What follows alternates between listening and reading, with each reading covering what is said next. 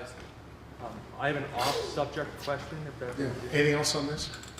Okay, go ahead. Recently, there have been 2 ICE facilities being built in both Schuylkill and Berks counties here in Pennsylvania.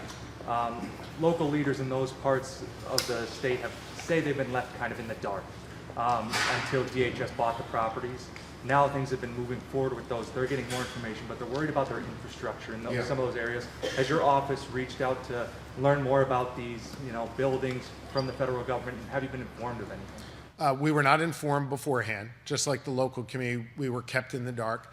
I do not want these facilities here. They do not belong in Berks or Schuylkill County.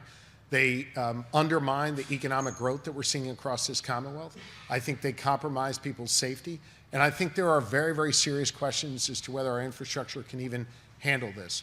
While the federal government has extraordinary power to be able to locate these places against the will of a local community and against the will of the state, I can tell you that we've been working very hard behind the scenes to see what we can do to potentially stop this.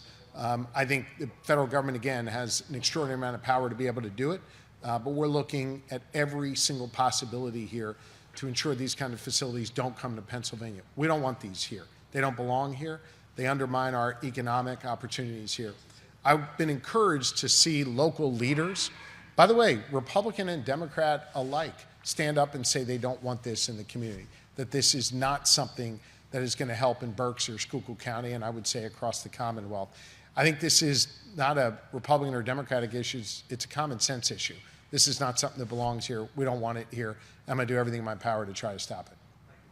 Thank you. Thanks, everybody.